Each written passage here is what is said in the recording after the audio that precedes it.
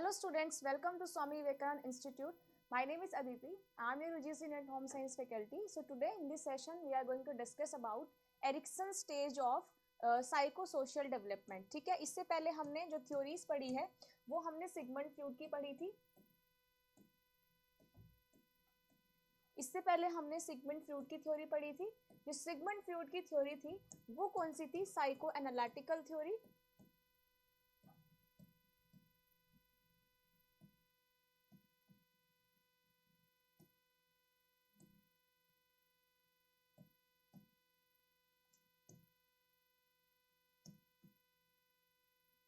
उसके बाद हमने जो पढ़ी थी दैट इज साइकोसेक्सुअल थ्योरी। ठीक है, ये दो थ्योरीज हमने जो है वो पहले वाले वीडियोस में पढ़ी थी। आप उनको देख के अगर आपको कुछ समझ में नहीं आया तो आप वो रिकॉर्डेड वीडियोस जो है वो देख सकते हैं। फिर भी कोई डाउट होता है तो आप पूछ सकते हैं। तो अब हम पढ़ने जा रहे हैं यहाँ पे एरिक्सन की थ्योरी, जो कि एग्जाम में बहुत ज्यादा पूछी जाती है। This is the most important theory from the exam point of view, जिसमें से यहाँ पे मैक्सिमम PYQs देखने को मिलते हैं। ठीक है, इसमें PYQs किस तरीके से आते हैं? इसमें PYQs आते हैं, जैसे देखिए आपसे PYQ पूछा जाएगा या तो मैच द फॉलोइंग में, जो मैंने आपको स्टेजेस बताई थी इसमें, जैसे इसमें 8 स्टेजेस आती है। मैंने आपको इनका थोड़ा सा ओवरव्यू दिया था कि एरिक्सन वाला कौन सी थ्योरी है, वो साइकोसोशियल थ्योरी है। तो यहाँ पे इसमें हम मैच द फॉलोइंग आते हैं क्वेश्चन PYQ में। और अगर मैं बात करूं इसके अलावा अरेंजमेंट का क्वेश्चन आता है, ठीक है, जिसमें आपको स्टेप्स अरेंज करने होते हैं on the basis of its stages, कितने कितने स्टेजेस आती है, ठीक है, कौन कौन सी स्टेजेस आती है, उसके हिसाब से यहाँ पे मैच द फॉलोइंग जो है क्वेश्चन आता है, या फिर स्टेजेस को अरेंज करना क्वेश्चन आता है। अब मैं अगर साइकोसोशियल डेवलपमेंट की बात करूं तो साइकोसोशियल डेवलपमेंट का मतलब क्या होता है कि यहाँ पर जो हमारा डेवलपमेंट होता है फ्रॉम द इन्फेंसी टिल आपका ओल्ड एज, जो हमारा डेवलपमेंट हो रहा है वो कैसे हो रहा है, ओवरऑल हमारा सोशल इंटरेक्शन कैसा है और हम सोशली कैसे डेवलप कर रहे हैं, तो उसको बोलते हैं साइकोसोशियल डेवलपमेंट। ठीक है, तो एरिक्सन क्या था, उसने क्या किया, एक थ्योरी दी थी, साइकोसेक्सुअल थ्योरी आई थी पहले सिगमंड फ्रूड की। उसके बाद यहाँ पे साइकोसेक्सुअल थ्योरी, साइकोसोशियल थ्योरी आई थी, जिसमें 8 स्टेजेस में इसको डिवाइड किया गया। ठीक है, इसका मतलब क्या था, ये एक एपिजेनेटिक थ्योरी थी, मतलब यहाँ पर जो बायोलॉजिकल और जो जेनेटिक चेंजेस थे, ठीक है, उसके वो कैसे हम उनको लेके कैसे हम बिहेव करते हैं, कौन कौन से फैक्टर्स है जो हमारे इन्वायरमेंट को इन्फ्लुएंस करते हैं, तो इन सभी चीजों में हम साइकोसोशल डेवलपमेंट थ्योरी की बात करेंगे। यहाँ पर नेक्स्ट क्या था, अगर देखो जो ये थ्योरी थी, ठीक है, इसमें क्या था, जब एरिक्सन ने यहाँ पे 8 स्टेजेस बताई थी कि जब हमारे इन्फेंसी से जो भी हम एडल्टहुड में या ओल्ड एज में एंटर करते हैं तो उसमें किस किस स्टेजेस में हम पास होते हैं, किस किस स्टेजेस में हमारा जो है साइकोसोशल डेवलपमेंट होता है। देखो ये स्टेजेस है, ठीक है, यहाँ से PYQ आता है कि इन स्टेप्स को क्या करना है, अरेंज करना है, या फिर मैच द फॉलोइंग में क्वेश्चन पूछा जाता है कि अगर सपोज करो आपसे पूछा गया ऑटोनॉमी वर्सेस शेम, तो आपको किस पे मैच करना पड़ेगा, किसकी एज कितनी होती है, 1 to 3, 1.5 to 3 ईयर्स। ठीक है, ऐसे ही यहाँ पे इंडस्ट्री वर्सेस इंफीरियरिटी का एग्जांपल पूछा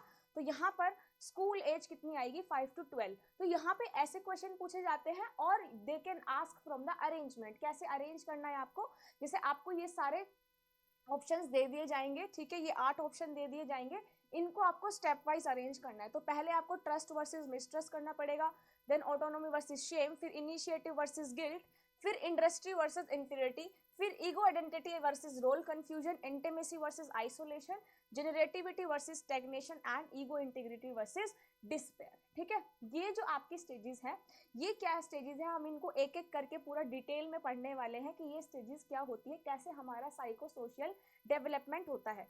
तो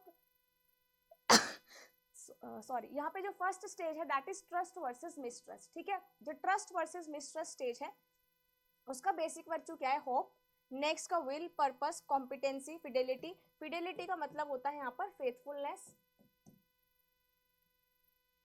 फेथफुलनेस और लॉयलिटी इज फिडेलिटी। ठीक है, लव, केयर एंड विजडम, यहाँ पर जो इनकी एज होती है, ट्रस्ट वर्सेस मिसट्रस्ट जो स्टार्ट होता है that started at the age of from the birth till 1.5 year of age, then early childhood 1.5 to 3 years of age, play age, school age, adolescent age, adult young adult, adulthood and maturity age. तो ये सारी जो है psycho social crisis है कि हम किन किन स्टेजेस में पास होते हैं। अब जो फर्स्ट स्टेज है that is trust versus mistrust stage. ठीक है, हम एक एक करके इनको मैं एक्सप्लेन करने वाली हूँ, ध्यान से सुनना, क्योंकि this is the very much important from the exam point of view. यहाँ से देखो, जो चाइल्ड डेवलपमेंट यूनिट है ना, उससे सबसे ज्यादा क्वेश्चन थ्योरीज में से पूछे जाते हैं। ठीक है, nobody is going to ask you what is difference between growth and development, nobody is going to ask you the stages or the family life stages, no, because NTA का जो level है वो बहुत इंक्रीज हो गया है, तो वो बहुत डीप से क्वेश्चन पूछता है। डीप मीन्स जैसे आपको स्टेप्स अरेंज करने दे दिए, ये 8 स्टेप अरेंज करना दे दिया, लेकिन स्टूडेंट्स क्या करते हैं, इन 8 स्टेप में जनरली कंफ्यूज हो जाते हैं। क्यों? क्योंकि यहाँ पर ये स्टेजेस को लर्न करना इट्स वेरी हैक्टिक। ठीक है, नॉट हैक्टिक बट आप जैसे रिवीजन करोगे तो ये सारी स्टेजेस जो है वो लर्न हो जाएगी अकॉर्डिंग टू देयर। अगर आप एज ध्यान से याद करोगे तो सारी चीजें इजीली लर्न हो जाएगी। तो यहाँ पर जो एनटीए है वो कैसा लेवल सेट करता है, जैसे आपसे यहाँ पर मैच द फॉलोइंग पूछ लिया, इनको स्टेप्स को अरेंज करना आ गया, तो ये इसलिए यहाँ पर आपको ये स्टेजेस याद करनी बहुत ज्यादा जरूरी है। अगर मैं बात करूँ फर्स्ट स्टेज की, that is trust versus mistrust, तो इस स्टेज में क्या होता है, देखो अगर मैं एग्जांपल दूं ट्रस्ट वर्सेस मिसट्रस्ट का, ठीक है, जैसे अगर मैं इन्फेंट की बात करूं, ये कौन सी एज में आता है, birth to 1.5 years of age. ठीक है, अब अगर मैं इसका एग्जांपल दूं, देखो जो बच्चा है, ठीक है, when the baby is born, उनका प्राइमरी फूड क्या होता है, मिल्क। ठीक है, for them their primary food is milk. ठीक है, वो बिल्कुल डिपेंडेंट किस पे होते हैं, मिल्क पे होते हैं। ठीक है, प्राइमरी फूड है मिल्क। अब अगर मान लो उनकी मदर ब्रेस्ट फीड नहीं कर पा रही है, जैसे अगर उनका डेली ब्रेस्ट फीड कर रही है, डेली उनको मिल्क मिल रहा है, तो बच्चे को क्या है, अपने मदर पे ट्रस्ट हो जाता है। ठीक है, they are going to trust their mothers, तो यहाँ पर दिस इज ट्रस्ट। ठीक है, लेकिन अगर मैं मिसट्रस्ट की बात करूँ तो इसमें क्या होगा, देखो उनको ट्रस्ट हो रहा है, ठीक है, तो वो क्या करेंगे, उनको जिस दिन अगर उनको एक दिन नहीं मिलेगा, ब्रेस्ट फीडिंग नहीं मिलेगी, तो दे कैन वेट। ठीक है, वो ऐसा नहीं कि वो ट्रस्ट नहीं करेंगे, हाँ उनको लगेगा कि किसी वजह से ब्रेस्ट फीड मदर नहीं कर पा रही, जैसे उनको इन्फेक्शन हो सकता है, वो उनकी शी इज नॉट वेल। ठीक है, तो यहाँ पर ये सारी चीजें आती है। लेकिन अगर वो ब्रेस्ट फीड उनकी मदर एक हफ्ते तक ना करे तो बच्चे को क्या लगेगा, या फिर उनको सब्सटीट्यूट दिया जाए, जैसे उनकी मदर उनको ब्रेस्ट फीड नहीं कर रही है, मिल्क नहीं दे रही है, लेकिन कुछ सब्सटीट्यूट दे रही है, तो बच्चे को क्या लगेगा कि मदर जो है अब मुझे ब्रेस्ट फीड नहीं करेगी, तो वो होता है मिसट्रस्ट। ठीक है, पहले ट्रस्ट की फीलिंग्स डेवलप होती है, देन अगर हमारा कुछ ऐसे इंसिडेंट्स हो जाए तो यहाँ पर जैसे बच्चे को प्रॉपर इन्वायरमेंटल कंडीशन ना मिले, तो प्रॉपर जब इन्वायरमेंटल कंडीशन नहीं मिलेगी तो उस केस में बच्चे को क्या लगेगा, मिसट्रस्ट वाली फीलिंग्स जो है वो जनरेट होगी। तो इस स्टेज को बोलते हैं यहाँ पे ट्रस्ट वर्सेस मिसट्रस्ट। ठीक है, जैसे from birth to 12 years of age infant learn the adult can be trusted. ठीक है, वो क्या बिलीव करते हैं कि हम अपनी मदर पे, अपने पेरेंट्स पे फुल ट्रस्ट कर सकते हैं, क्योंकि उनकी बेसिक नीड जो है वो कौन पूरा करता है, उनके पेरेंट्स ही पूरा करते हैं। तो बेसिक नीड क्या है उनकी, वाटर, फूड। ठीक है, फूड में क्या आएगा उनका, मिल्क, क्योंकि milk is the primary food the infancy, जो when the baby is born, तो उनका प्राइमरी फूड क्या है, मिल्क है। तो यहाँ पर जो वो कंप्लीटली डिपेंडेंट रहते हैं वो मिल्क पे रहते हैं, और अगर आप उनको ऐसी कंडीशन दे दोगे, ठीक है, उनकी बेसिक नीड्स को पूरा नहीं करोगे, तो यहाँ पर जो बच्चा है उसमें कैसी भावनाएं डेवलप हो जाएगी, मिसट्रस्ट की। उनको कैसी फील डेवलप हो जाएगा, मिसट्रस्ट होने लगेगा। ठीक है, अगर पेरेंट्स उनको सिक्योर एनवायरनमेंट नहीं देंगे तो बच्चे की बेसिक नीड पूरी नहीं होगी और मिसट्रस्ट जो है वो यहाँ पर डेवलप हो जाएगा। इसलिए इस स्टेज को बोला है ट्रस्ट वर्सेस मिसट्रस्ट। जितने भी हम स्टेज पढ़ेंगे ना, मतलब जैसा ट्रस्ट है उसका ऑपोजिट क्या होगा, मिसट्रस्ट। ऐसे ही हम ये सारी चीजें पढ़ेंगे, 8 की 8 स्टेज हम पढ़ेंगे। अब यहाँ पे जो सेकंड स्टेज है that is autonomy versus shame. ठीक है, ऑटोनॉमी का मतलब क्या होता है, self dependent. Autonomy is self dependent, या फिर बोल सकते हो इंडिपेंडेंट और डाउट। ठीक है, ये जनरली किस एज में आते हैं, टोडलर और 2 to 3 ईयर्स ऑफ एज। जैसे मैं एग्जांपल दूं आपको ऑटोनॉमी वर्सेस शेम का, जैसे बच्चे कब होते हैं, 2 या 3 साल के हो जाते हैं, स्पेशली इन गर्ल्स, तो उनको क्या है, अपने आप ही ड्रेस पहनना आ जाता है, अपने आप वो मेकअप कर लेती है। तो यहाँ पर वो क्या है, ऑटोनॉमी है, वो अपनी चीजों में इंडिपेंडेंट हो गई है।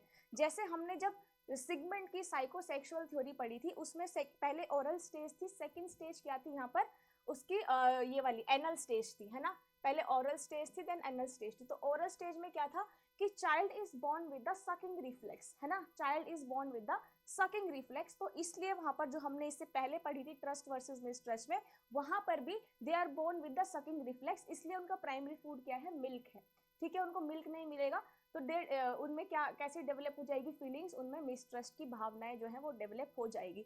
Now if I talk about autonomy versus shame, ठीक है, जैसे मैं बात करूं यहाँ पे एनल स्टेज की, इसमें क्या था यहाँ पर कि जो बच्चे हैं उनमें क्या होता है, they are able to control their muscles, ठीक है, they are able to control their power, ठीक है, जैसे उनका क्या है यूरिनरी ब्लैडर पे कंट्रोल होना स्टार्ट हो जाता है, they are toilet trained, basically they are toilet trained, उनको खुद अपने पे कंट्रोल होने लगता है, अपनी मसल्स कंट्रोल वो कर सकते हैं, ब्लैडर को कंट्रोल कर सकते हैं, बॉल मूवमेंट को कंट्रोल कर सकते हैं, स्पिंचर्स जो ओपनिंग्स है बॉडी की उन सबको कंट्रोल कर सकते हैं। तो यहाँ पे ये एनल स्टेज थी। तो इसी तरीके से यहाँ पे ऑटोनॉमी वर्सेस शेम, ऑटोनॉमी मतलब डिपेंडेंट, वो खुद डिपेंडेंट होते हैं, अपने आप पे होते हैं, लेकिन जैसे लड़की है, ठीक है, 2 या 3 साल की बच्ची है, वो क्या है उसको वो अपनी खुद ड्रेस चूज कर लेते हैं कि मुझे ये वाली ड्रेस पहननी है, ठीक है, और मुझे ये वाला मेकअप करना है, मुझे खुद करना है, मुझे किसी की हेल्प नहीं चाहिए, मैं डिपेंडेंट हूँ, ठीक है ना। जैसे उसने ड्रेस पहनी, उसने अपने लिए एक ड्रेस चूज करी बर्थडे पार्टी के लिए, तो उसने खुद अपनी ड्रेस चूज करी, तो वो क्या है, सेल्फ डिपेंडेंट है, ठीक है। लेकिन अगर यहाँ पे शेम वर्सेस डाउट कब आता है, अगर उसकी मम्मी उसको डीमोटिवेट कर दे कि तूने ये ड्रेस अच्छी नहीं पहनी, ठीक है, ये अच्छी नहीं लग रही, या इट डजंट सूट यू, ठीक है, तो वहां पे वो लड़के के मन में क्या होगा, डाउट आने लगेगा, उसको थोड़ी गिल्ट फील होने लगेगा कि मैंने ये अच्छी ड्रेस नहीं पहनी। तो this is autonomy versus shame. तो आइए यहाँ पे पढ़ते हैं ऑटोनॉमी का मतलब क्या है, यहाँ पर सेल्फ डिपेंडेंट, ठीक है, लेकिन यहाँ पे शेम कैसे होएगा, अगर यहाँ पे पेरेंट्स ने बहुत ज्यादा डिमांड कर दी, ठीक है, कि अच्छा नहीं लग रहे हो, बुरे लग रहे हो इस कपड़ों में, तो उनको क्या, उस लड़की को क्या फीलिंग जनरेट हो जाएगी, शेम की फीलिंग जनरेट हो जाएगी, ठीक है, अपने आप पे उसको डाउट होने लगेगा। जैसे we might observe a budding a sense of autonomy in a 2 years old girl who wants to choose her clothes and dress herself. तो ये होता है ऑटोनॉमी वर्सेस शेम, जिसमें हम सेल्फ डिपेंडेंट रहते हैं, और सेल्फ डिपेंडेंट का ऑपोजिट क्या है, shame versus doubt. Now if I talk about third stage is initiative versus guilt, ठीक है। इनिशिएटिव का मतलब क्या होता है कि किसी चीज में इनिशिएट करना, किसी चीज में पार्टिसिपेट करना, ठीक है, और नेक्स्ट इज गिल्ट, ठीक है, ये जनरली कब होता है, 4 to 6 years ऑफ एज में। जैसे मैं एग्जांपल दूं, यहाँ पर जब 4 to 6 ईयर ऑफ एज हो जाती है तो बच्चे क्या है, स्कूल जाना स्टार्ट कर देते हैं। तो स्कूल में बहुत सारी तरह की एक्टिविटीज परफॉर्म होती है, जैसे सिंगिंग, डांसिंग, ठीक है, स्पोर्ट्स एक्टिविटी। तो यहाँ पर बच्चे क्या है, इनिशिएट करते हैं हर एक एक्टिविटीज में, है ना। जब वो इनिशिएट करते हैं दैट इज इनिशिएटिव पॉइंट। जब यहाँ पर बच्चे जो है अपने आप इनिशिएट करते हैं बहुत सारी एक्टिविटी में, जब वो बहुत सारी एक्टिविटी एक मीनिंगफुल, एक पर्पसफुल एक्टिविटी में पार्टिसिपेट करते हैं दैट इज इनिशिएटिव, ठीक है। इसलिए पेरेंट्स को हमेशा अपने बच्चे को इनिशिएट करना चाहिए कि आपको ये चीज करनी है, इस चीज में पार्ट लेना है, तो उनको हमेशा मोटिवेट करते रहना चाहिए। But in the case of guilt, अगर मैं गिल्ट की बात करूँ तो यहाँ पर क्या है, जैसे मान लो पेरेंट्स जो है वो बच्चों को एनकरेज नहीं करते हैं, वो बोल देते हैं कि नहीं तुझसे ये नहीं होगा, ठीक है। जैसे हम इनिशिएट करते हैं, हम जीआरएफ के लिए अटेम्प्ट्स देते हैं, हम नेट के लिए अटेम्प्ट्स देते हैं, हम फिर यहाँ पे फेल हो जाते हैं, पेरेंट्स या फिर रिलेटिव्स क्या बोलते हैं, इसे पहली बार में भी नहीं हुआ, सेकंड टाइम में भी नहीं हुआ, तो शायद इसे होगा ही नहीं, तो हम में वो क्या होता है, गिल्ट फील होता है कि अभी तक हमारा एग्जाम क्वालिफाई नहीं हुआ, हम इनिशिएट कर रहे हैं बट हमारा एग्जाम क्वालिफाई नहीं हुआ।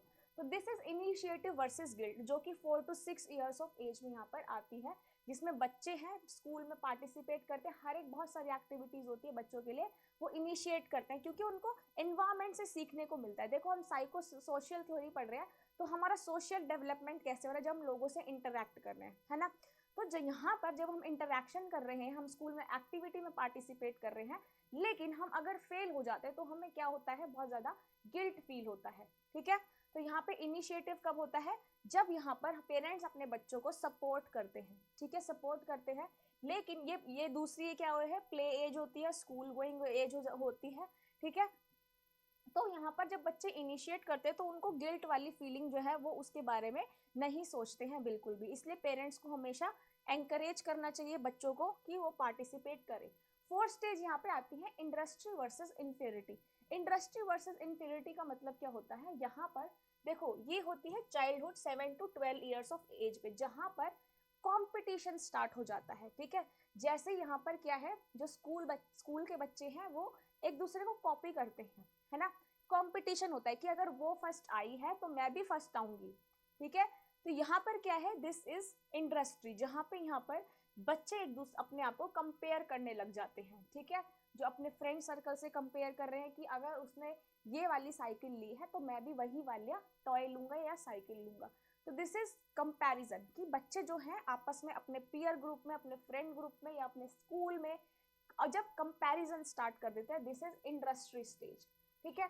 नेक्स्ट यहाँ पे इंडस्ट्री का मतलब क्या है, यहाँ पर कोई पर्पसफुल और मीनिंगफुल एक्टिविटी में पार्ट करना, ठीक है।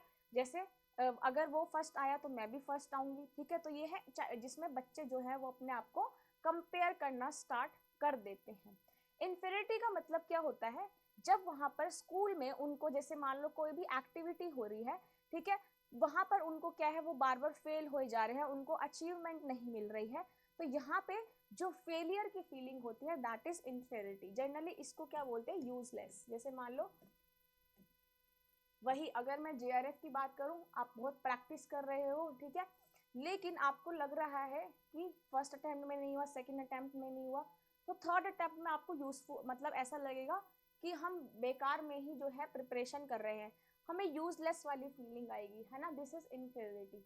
तो यहाँ पे जो फोर्थ स्टेज आती है वो आती है इंडस्ट्री वर्सेस इनफीरियरिटी। इंडस्ट्री मतलब जब बच्चे अपना आपको कंपैरिजन करना स्टार्ट कर देते हैं और अगर वो अच्छे से परफॉर्म नहीं कर पाते, उनमें सेल्फ डाउट आता है और वो यूजलेस फील करना स्टार्ट कर देते हैं, दैट इज इनफीरियरिटी। जो फिफ्थ स्टेज है आइडेंटिटी वर्सेस रोल कंफ्यूजन, ये आता है एडोलेसेंट एज में, 12 to 18 ईयर ऑफ एज में। इसमें क्या है, आइडेंटिटी में क्या है, देखो आइडेंटिटी का मतलब क्या था, यहाँ पे जब मैंने आइडेंटिटी के बारे में पढ़ाया था, आईडी के बारे में पढ़ाया था, that is the original identity, कि अपने आप को आप कैसा रिप्रेजेंट कर रहे हो, ठीक है, दैट इज आइडेंटिटी। तो अपने आप को आप कैसा रिप्रेजेंट कर रहे हो सोसाइटी में, कैसे आपके पर्सनल वैल्यूज है, कैसे बिलीव्स है, क्या गोल्स है, क्या आपकी कल्चरल प्रैक्टिसेस है, तो ये सारी किस में आती है, आइडेंटिटी में आती है। मतलब हम अपने आप को कैसा देखते हैं, ठीक है। Identity means how the person see themselves in the relation to the world. लेकिन रोल कंफ्यूजन क्या होता है, इसका ऑपोजिट होता है, जिसमें हम अपने आप के बारे में नेगेटिव पर्सपेक्टिव रखते हैं, हम अपने आप को नहीं पहचान पाते, हमें अपने आप पे यहाँ पर सेल्फ डाउट होने लगता है, ठीक है। जब हमें सेल्फ डाउट होने लगता है तो दिस इज कंफ्यूजन, ठीक है, रोल कंफ्यूजन। तो यहाँ पर आइडेंटिटी क्या है, आइडेंटिटी का मतलब है अपने आप को आप कैसा प्रेजेंट कर रहे हो, और रोल कंफ्यूजन मतलब जब अपने आप को आप पे सेल्फ डाउट होने लगता है, तो यहाँ पे फिडिलिटी की जो फीलिंग है वो जनरेट हो जाती है, ठीक है, that is identity versus role confusion. Now if I talk about sixth stage, intimacy versus isolation, ठीक है। इंटीमेसी वर्सेस आइसोलेशन यहाँ पर स्टार्ट होता है 20 to 34 ईयर ऑफ एज में।